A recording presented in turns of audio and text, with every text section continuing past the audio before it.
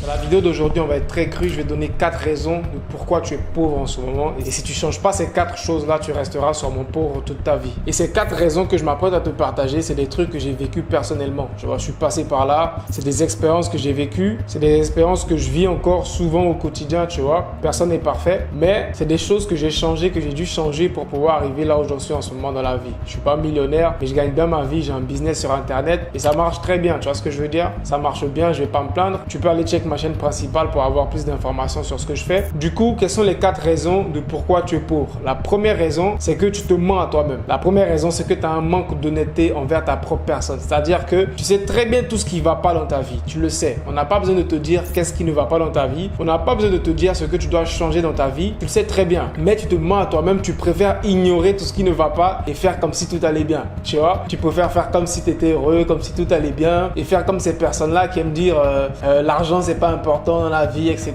L'argent ne fait pas le bonheur. Tout ça, c'est des bêtises, tu vois.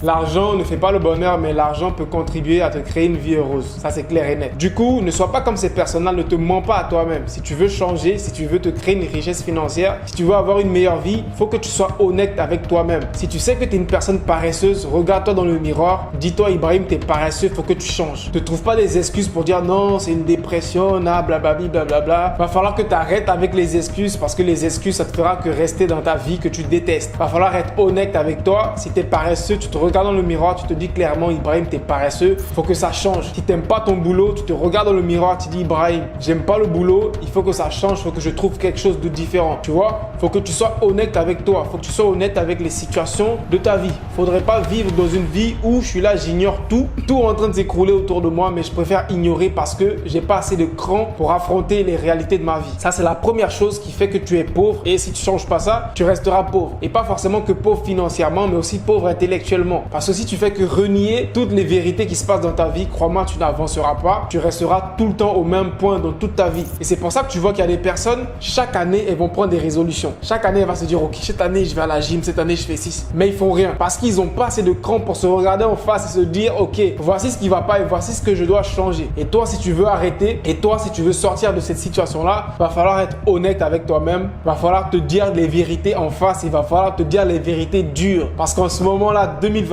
on vit dans un monde de bisounours. On vit dans un monde où on veut tout dire avec délicatesse. C'est-à-dire, si une personne est grosse, on va dire non, il n'est pas grosse, il est potelé, il est juste un peu en forme, il est obèse, il est gros. Faut se dire la vérité, faut se dire les trucs même si elles font mal. Parce que c'est comme ça qu'on change, c'est comme ça qu'on accepte le changement. Si on veut tous rester là, être des bisounours dans ce monde-là, franchement, ça créera un monde de désillusion où tout le monde va vivre dans la désillusion, à ignorer les vraies réalités de sa vie et à faire comme si tout allait bien, alors que c'est pas le cas. Donc la première chose à changer si tu veux arrêter d'être pauvre, c'est d'arrêter de te mentir à toi-même. Deuxième raison de pourquoi tu es pauvre, c'est ton identité. C'est l'identité que tu as. Et l'identité que tu as résulte de plusieurs expériences que tu as eues dans toute ta vie depuis ta jeunesse. Tu vois? Et ton identité, c'est quelque chose qui va déterminer ta vie. C'est quelque chose qui va déterminer ce que tu pourras accomplir et ce que tu ne pourras pas accomplir. Je te prends un exemple. Disons que toi, tu veux être un entrepreneur. Tu veux entreprendre, tu veux faire du business, tu veux faire beaucoup de choses, etc.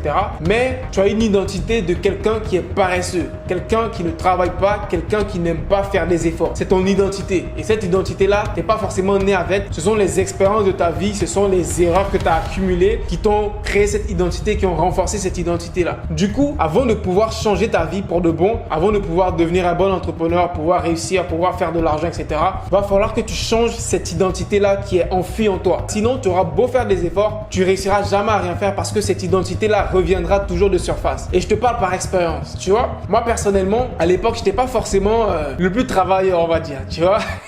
J'étais un peu une personne qui aimait, on va dire, passer par des raccourcis, tu vois. Je suis une personne, je veux avoir des résultats, mais je veux passer par le chemin le plus court. C'est un peu le mindset que j'avais à l'époque, tu vois. Et au fur et à mesure que je commençais l'entrepreneuriat et tout, je voyais que ça ne matchait pas. Tu peux pas avoir des grands objectifs et faire des grandes choses et à la fois vouloir passer par des raccourcis et faire des trucs à moitié, tu vois. Du coup, il a fallu que je travaille sur cette identité-là et que je renforce l'identité de la personne que je voulais devenir. C'est-à-dire une personne travailleuse, une personne qui est sérieuse dans le travail, une personne qui a un mindset de guerrier, de vainqueur. Bref, il va falloir falloir que tu travailles sur ton identité. Il va falloir que tu travailles sur ton identité pour vraiment changer ta vie. Et le moyen le plus simple de travailler sur son identité, et personnellement, encore une fois, c'est mon expérience, c'est grâce à l'expérience des autres. Moi, à l'époque, lorsque je voulais me lancer dans l'entrepreneuriat, je voulais réussir dedans, je voulais être entrepreneur et tout, je m'inspirais de l'expérience des autres. Je regardais des vidéos d'entrepreneurs qui avaient réussi. Je regardais ce qu'ils faisaient de leur journée. Je regardais quel genre de business ils faisaient. Je regardais c'était quoi leurs habitudes. Je regardais tout ce qu'ils faisaient de A à Z parce que j'avais la chance. On a la chance de nos jours, il y a plein de personnes qui font des vidéos sur YouTube pour partager leur expérience honnête, tu vois. Et moi, j'ai copié-collé toutes ces expériences-là, je les ai appliquées dans ma vie parce que je voulais me créer cette identité-là d'entrepreneur à succès. Et ça se fait avec les vidéos YouTube, avec la lecture. Et la lecture, je pense que ça m'a le plus affecté. La lecture a eu beaucoup plus d'impact dans ma vie. La lecture de livres sur les habitudes, sur la discipline, etc.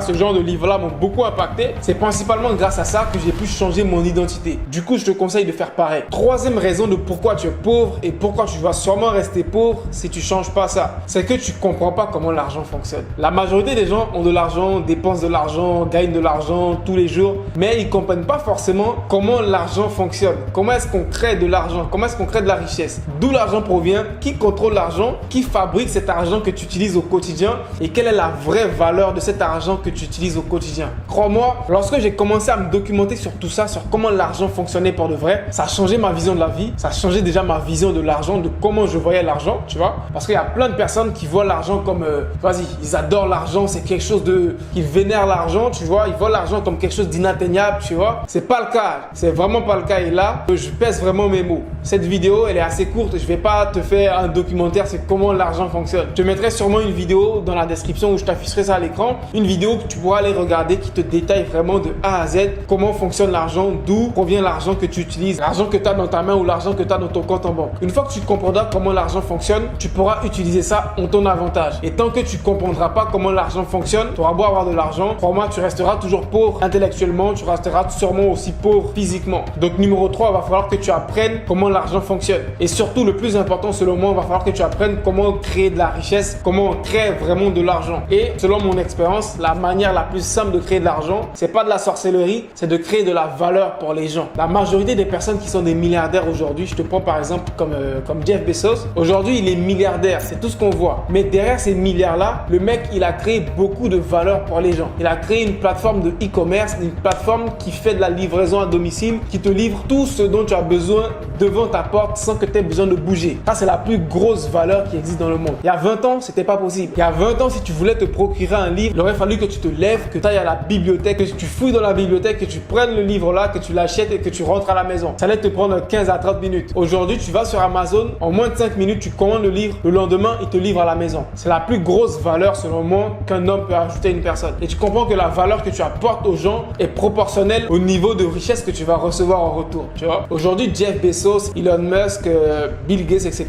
font partie des hommes les plus riches au monde, mais aussi font partie des hommes qui ont apporté le plus de valeur sur cette terre aux êtres humains. Et ça, c'est un truc qu'il faut garder en tête. Du coup, la manière numéro 1 de créer de l'argent, c'est de créer de la valeur pour les gens. Si les gens ont un problème, crée une solution pour ce problème-là et tu feras de l'argent. C'est aussi simple que ça. Je te prends un exemple sur mon expérience personnelle. Quand je me suis lancé sur YouTube, indirectement, je ne savais pas qu'il y avait un problème que les gens avaient. Le problème que les gens avaient, c'est qu'ils n'arrivaient pas à trouver des ressources fiables sur YouTube qui leur montraient vraiment comment on gagne de l'argent sur Internet, comment on crée un business sur Internet pour le vrai. La majorité des vidéos, c'était des vidéos qui parlaient vraiment en surface, qui ne donnaient pas vraiment des détails pertinents, etc.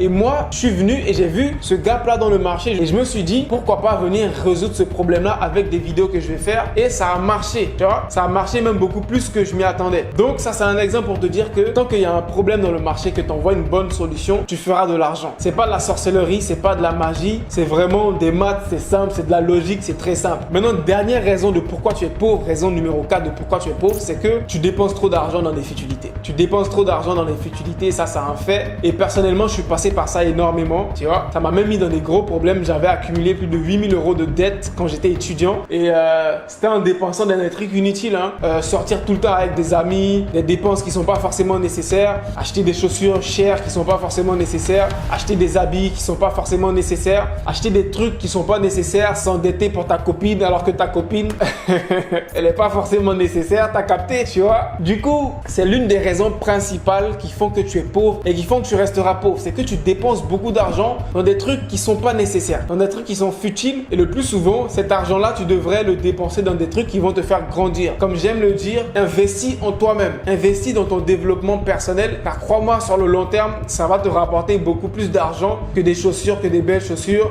qu'une belle copine ou que de beaux habits, tu vois. Des belles chaussures, de beaux habits, tu les achètes, ton argent il part. Crois-moi, ça n'apporte aucune vraie valeur dans ta vie. Et tant que tu n'auras pas compris ça, crois-moi, tu resteras pauvre. Même si tu gagnes de l'argent, tu verras que tu vas toujours dépenser cet argent-là dans des trucs futiles et tu retourneras toujours à la case de départ où tu n'as pas d'argent. Et tu le vois avec plein de personnes. Il y a plein de personnes qui ont des bons boulots, qui gagnent bien leur vie, qui ont des bons boulots, etc. Mais ils sont toujours à l'affût de leur paye à la fin du mois. Tu vois? C'est-à-dire qu'ils vivent toujours au jour le jour, malgré qu'ils gagnent bien leur vie. Et pourquoi ça? Parce qu'ils dépensent de l'argent dans des trucs qui sont futiles. Et ils n'ont pas vraiment cette notion-là de bien dépenser son argent. Et ça, c'est un truc qui s'apprend. Je te parle pas en tant que moralisateur, en mode moi je connais tout, en mode moi j'ai réussi ma vie, etc. Je te dis clairement, je suis passé par ça. Et je passe souvent encore par ça, même si ça a diminué, tu vois. Aujourd'hui, je gagne plus de 10 000 euros par mois. Mais pour mes dépenses personnelles, c'est-à-dire le loyer, la nourriture, etc., je dépense moins de 1 000 euros par mois. C'est-à-dire même pas 10% de ce que je gagne. Tu vois ce que je veux dire? Alors qu'à l'époque... À l'époque, je pense que je gagnais avec mon boulot d'étudiant, je gagnais 800 euros par mois et je dépensais 900 euros par mois. Je gagnais 800 euros par mois, mais je dépensais même beaucoup plus que ce que je gagnais parce que je prenais tout le temps des dettes. Je prenais tout le temps des dettes pour pouvoir supporter mon mode de vie. Donc bref, pour vous dire que cette dernière raison, elle est très importante, tu vois. Et cette raison-là, elle est importante que tu aies de l'argent ou pas. Il faut que tu arrêtes de dépenser de l'argent dans des trucs futiles.